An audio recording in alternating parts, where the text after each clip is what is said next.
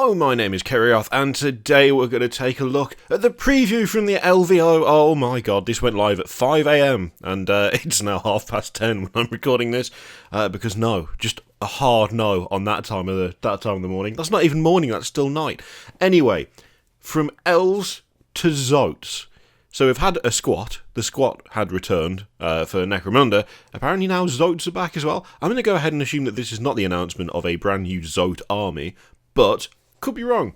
I haven't looked at this yet. I have so far pretty much steered clear. Not really looked at Twitter either, so this is all going to be fresh and new and a surprise. So let's have a look. Let's see what we've got. So the lid has been lifted on all kinds of awesome surprises coming in 2020. Let's take a look. First up, the 41st millennium. I was going to say it's early, but I've just specified how not early it is. So I'm still drinking my coffee, it's fine. Okay, so that's... Oh, wait, hang on. I was about to say, so that's the flyer we know about. That isn't. That's a different thing. So let's watch it.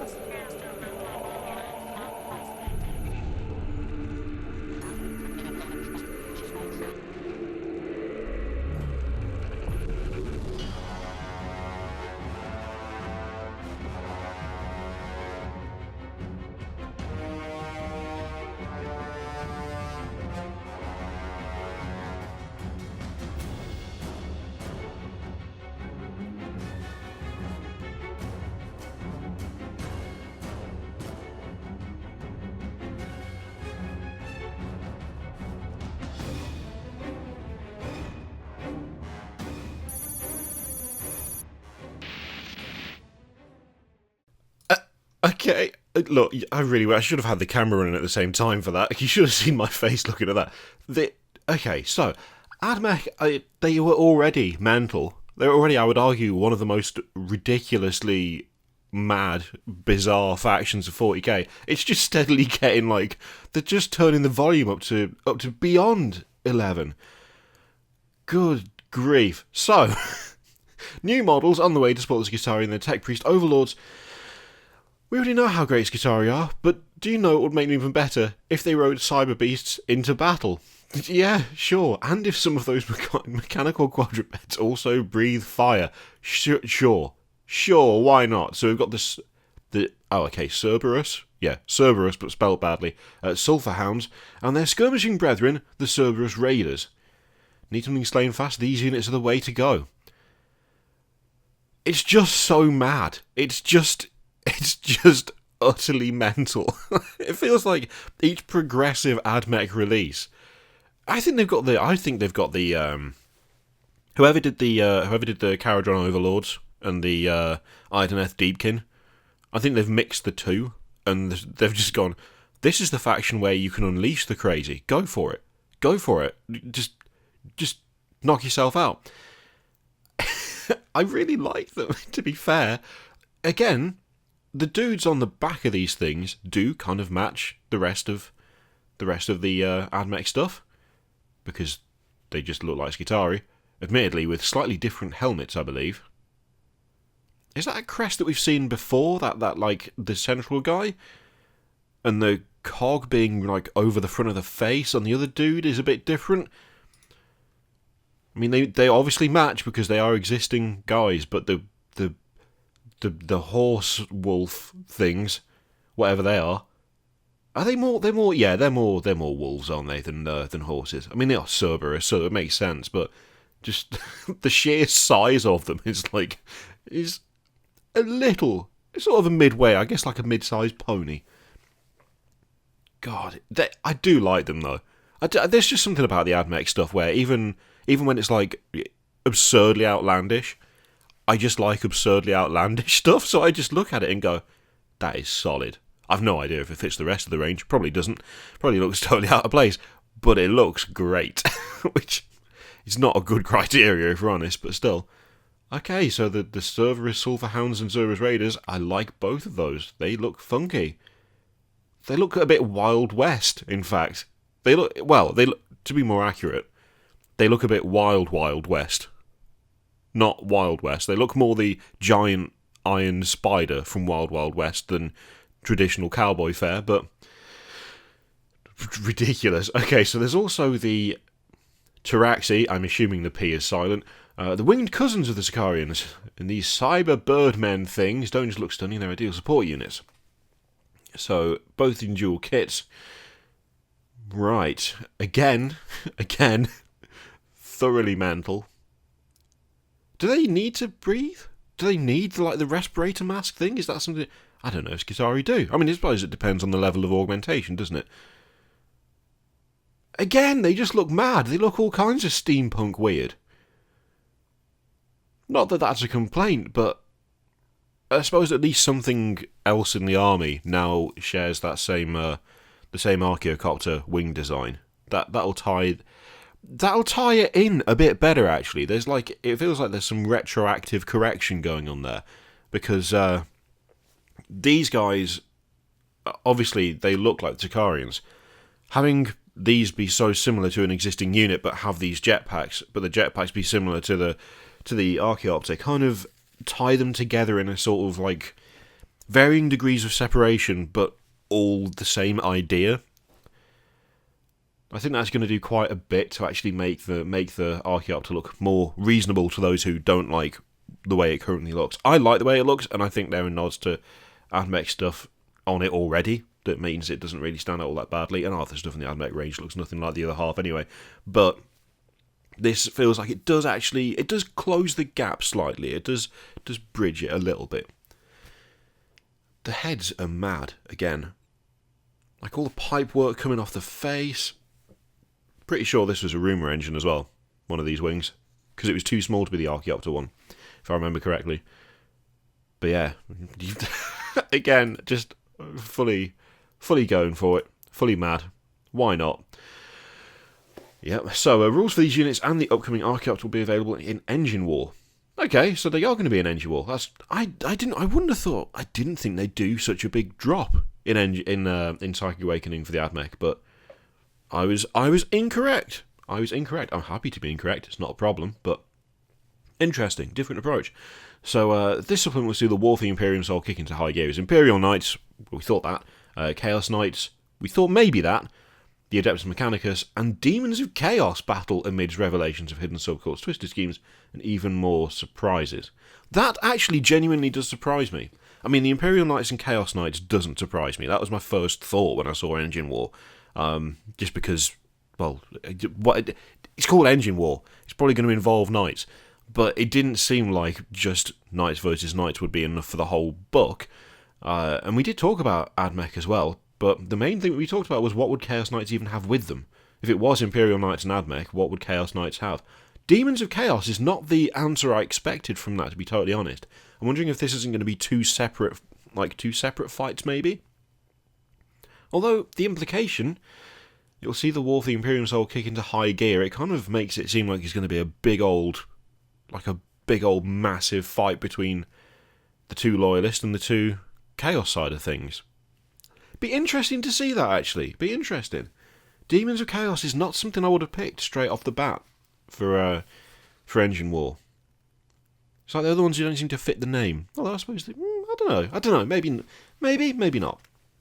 Okay, so before we get to Engine War, the 41st millennium will see the return of one of the galaxy's most notorious greenskins. Okay, say it. Are we finally getting it? Yes, Makari is back, but Hook is big. Yeah, we are getting Ghazghkull. It's time, boys!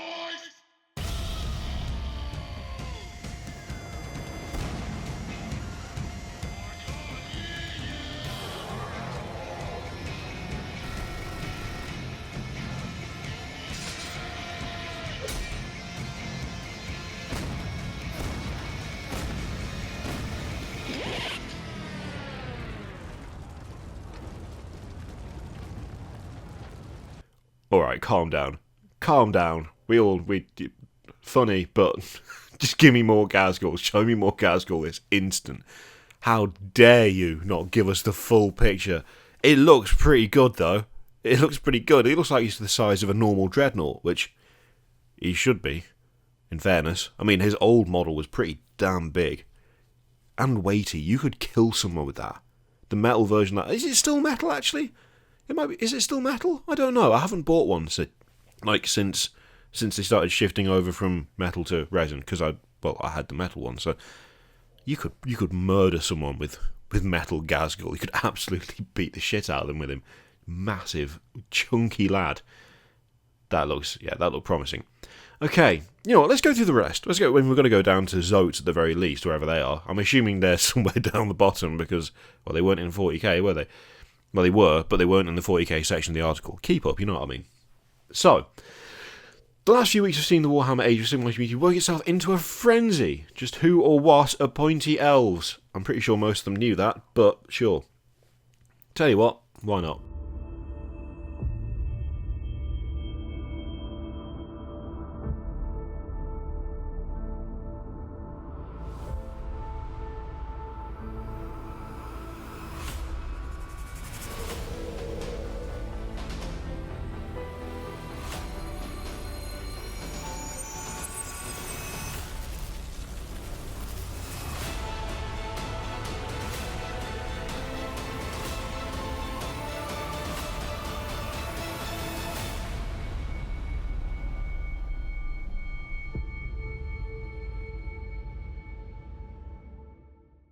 Oh, so they're not sticking to pointy elves. They're calling them the LUMINETH Realm Lords. I mean, I suppose that does roll off the tongue better than pointy elves, but still. Now, you see, I never did Warhammer Fantasy. This just looks like vaguely what I remember of seeing other people do with Warhammer Fantasy. This looks kind of old school to me, but in a good way. I'm not too sure about the headdresses, but then I don't know whether that's an original thing for the whatever they used to be, not the LUMINETH Realm Lords, but that feels like actual classic fantasy to me. You know, the stuff like the Caradron Skylords and the Idoneth Deepkin, and you know, there's quite a few forces, like the squig lads, loongits. That's probably the right one. They're all fun and cool and like mad, and I like them for that. But they feel like separate from traditional fantasy fare by quite a big margin. This just feels quite fantasy and nothing else. It feels quite tame in comparison to some of the stuff that Age of Sigmar has got, but I don't think that's a bad thing at all. It looks like a kind of classic look, isn't it? Yeah, okay. So, what else? What else did we see? Okay, we saw the cavalry, which I thought looked really good. Again, it looks more Lord of the Rings than Age of Sigmar in a way, which, as I say, I don't think is necessarily a bad thing. I think you need a bit of normal, you need a bit of standard fantasy to make the other stuff look that bit more reasonable, or like emphasise the outlandishness to another degree, if you want to do it that way. But yeah, nice. The one that I was really happy to... There we go, this guy. So hang on, what's his name? The Light of Eltharion. Sure. This, in that video, looked great, and it looks amazing now. I fucking love the way they've done that. Actually making it hollow, like properly hollow. Like you can see where the different sections join. You can see that, you know, the right greave on the left of the screen, it's just supported by that rock. It's not connected to anything else, so it leaves the gap, and you can see the gap between the like the knee and the I can't remember what that bit of arm's called, but you can see it there. And it looks absolutely legit. It looks totally, like, real. It doesn't... Honestly, that to me is really impressive. It looks like a hell of a lot of thought has gone into how to make that reasonable and functional and... Like, yeah. That's honestly really fucking impressive to me. As someone with absolutely no kind of sculpting or modelling capabilities whatsoever, a lot of this stuff is basically witchcraft and magic anyway. but actually making hollow armor that looks reasonable and possible and not awkward. Like, there's no weird joints that don't make sense. There's no kind of extraneous pieces of plastic or anything like that. That looks really fucking cool. That looks really cool. That's one of those I probably never touch that faction, but I would and will absolutely get that model just to paint it and have it. That's so good. That's so well done. Okay, and of course we've got Teclis himself, with quite the severe expression on his face, and he's riding Selenar, one of the two, Spirit of Heish, and what the actual hell? That is a weird animal. The face on the front is freaking me out. I mean, it looks kind of fairly standardish Griffin type thing, except for the face. I'm assuming he's like jumped off the back and is floating. Either that or he's just floating for the sheer hell of it. I don't know about the pose necessarily. I don't know. I'm not sure I'm not sure I'm a massive fan of that. But then I don't know. It depends on what you go. I mean, if you're going for the kind of all-powerful floating across the battlefield, yeah, then I guess that fits pretty well. I guess that actually, yeah, that's fair enough. I have to admit, I like the weird-faced beastie a bit better than I like Teclis's model, but still, that's a pretty damn involved base as well. Now I look at it. I was too busy looking at the other two. That is quite the complex base going on there. Mind you, you could do some fun stuff with just a bit of easy dry brushing there. You can have to sub-assembly the base. How ridiculous is that? What? Yeah, that's good. I mean, yeah, big beastie, great. Base, really cool. Teclis, the model's fine. I just don't like the pose very much, which could well be some sort of like horrendous sacrilege, but there you go. So, what else have we got? So, the LUMINETH Realm Lords, they'll obviously get a battle tome because they're a new thing. Oh, Seraphon are getting a battle tome, cool. And they're also getting it's not a pyramid, is it? Because it's not the same thing. What is it called? There's a specific word for that sort of thing, and it's not pyramid, it's the other thing. Oh, that's going to bug me now. That's going to bug me really badly. But you know what I mean. One of them.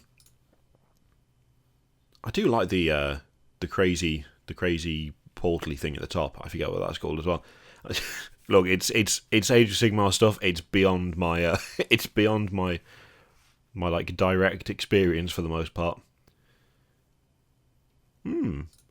Okay. So, what else do we have? We've got some Warhammer Underworld stuff. So there's a BEASTGRAVE, obviously, is the newer one. A fetid new collection of fighters. Oh, okay, cool. So there's a Nurgle bunch. So there's two Putrid Blight Kings there, and that's not a Putrid Blight King. What is that? 2 Putrid Blight Kings and a Sorcerer Fecular Flyblown. Gross. What? Stop with the naming convention. It's awful. Fecular Flyblown. Ugh. Horrible. Look, that looks properly horrendous, actually. I'm totally using that as some sort of awful hag for D&D. It's got to happen. Got a little pet as well. A wretchling. Why has it got like a humanish face? Horrible. Okay, so the next big reveal for Blackstone Fortress is a Zoat. It is actually a Zoat. Zoats are back. Well, one Zoat. For those of you wondering what the big green thing in the picture above us is, allow us to explain. Back in the distant past Warhammer 40,000, there were a race of strange creatures who served as heralds for the tyrannied high fleets before disappearing, seemingly forever. We all assumed they'd just been eaten. I mean, yeah, it's it's a Zoat. I don't know whether they're just taking the piss now or whether they are really like, yeah, let's do it. Let's bring back the classics. Such a weird creature, isn't it? I just don't know if that fits anymore, which is a shame. It looks a bit Fifth Element, I think is one of the things. I'm not really sure why, if I'm honest, but yeah. Oh wow, they actually did it. They actually made a Zoat. It really, I don't know. I just don't know whether they're just taking the piss. I mean, obviously it's a real thing. It exists. You're going to be able to buy it, but it's like, hey guys, here's a squat and here's a Zoat. It's like, what are you doing? Cheeky nods all round to the past. Okay. Thanks to our miniatures designers and a healthy dose of nostalgia. Yeah, you're not kidding. We have the first new Zoat in decades. Christ. Okay, so Forge World stuff. Are we going to get to see some models? Well, that's not a new model. He's a great model though. Leviathan Dreadnought it's such a nice kit. I've put two together now, and both of them were joys to put together. I need to buy another one. No, I don't. I don't need to buy another one. I mean, I sort of do. Okay, so. Oh, right, okay. So the release of the Forge World indexes was a couple of years ago. 40k changed a lot, while the indexes were a great reference resource. We want to give you something even better, which is why the Warhammer 40k studio embarked on a project to bring you a series of all new books with updated rules for these units and armies. So the indexes are going away. In fairness, it's been a couple of years since they came out. I don't think anything's really changed with them, have they? Have they FAQ'd any of them? I don't know. To make room for these mysterious books, the Forge World indexes will be disappearing, though the rules will remain in use until the new books arrive. We're letting you know now, so you've got a chance to pick them up if you're missing any. Although, if there are new ones coming, then you won't necessarily need them, unless you are using something that you... Yeah. Okay, cool. Replacing the indexes. Fine. Good. So, 2020 is definitely shaping to be an amazing year for the Age of Darkness, thanks to the release of Book 9 Crusade. Oh yeah, we've seen some of the stuff in Road to Thramas, but that doesn't mean the Dark Angels and Night Lords are the only legions getting some love this year. Check out Kinsale from the White Scars. Ooh! Oh, that helmet's cool. I like the helmet. Is that... Oh yeah, it is. It's Tartarus, isn't it? Tartarus pattern Terminator armour. That's quite a funky model. That's quite cool. Is he standing on the base of a trashed... Is that a trashed Contemptor and he's ripped the guy out of it? Is that what that is? I think it is, isn't it? Is that yeah, that's an Alpha Legion Contemptor he's ripped the guy out of. Pretty solid. Achieving that, wow. Although I will say the dude actually on the floor looks to be slightly like the same width as the Terminator armour in some ways. Oh no, it's just the way the arms are opposed, never mind. I quite like that model. I quite like that. There's maybe a bit too much in the way of the kind of stitching motif in the shoulders and the... whatever that thing's called. I should probably know, but I don't. I think it works on the... it's so difficult to refer to things when you can't remember what they're called. The bit of armour that's coming down across the leg. The shoulders, I don't think it works so well on. But it does on the other thing. Other than that, I will say, the helmet's cool, but it looks a bit squished in. It does look a bit squished in. I think this is one of those rare occasions where actually I think the bare head fits better. And I think that's it. It doesn't like... Yeah, it just fits the space better than the helmet does. I'd be kind of tempted to swap the helmet out for a standard one, actually. It just looks a bit too bulky, a bit too squished in there. It kind of makes him look top-heavy, in a way. I mean, Tartarus already do look a bit top-heavy, but... Yeah, that just... I like the helmet, but not the way it's situated, if that makes sense. Yeah, I almost feel like the head is a better shout for that one. Ooh, that doesn't happen often with me, does it? Okay, so more news on the Master of the Keshig. We've got the Warhammer Hero stuff, so they've named some Warhammer Heroes, with more to be announced. And finally, there is Angels of Death. So we may as well have a look at this too.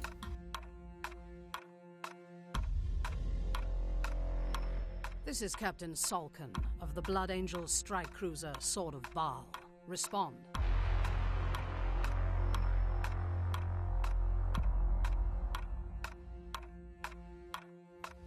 still cannot reach Captain Orfeo or his retinue, shipmistress. Without darkness, there can be no light. The false angels are resilient, but they shall be broken! I am vengeance! I am wrath! I am death!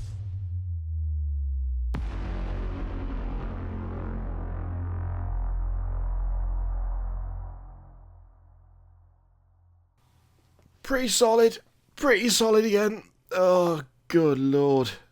Oh, it looks so good. It looks so good. It really does. I really love the kind of stylized approach that's been taken. It adds a lot. It just makes it that much darker and more like gritty and yeah. Give it to me now. Inject it directly into me and that's fine. I'll take it. Oh, it looks so good. I'm really looking forward to that.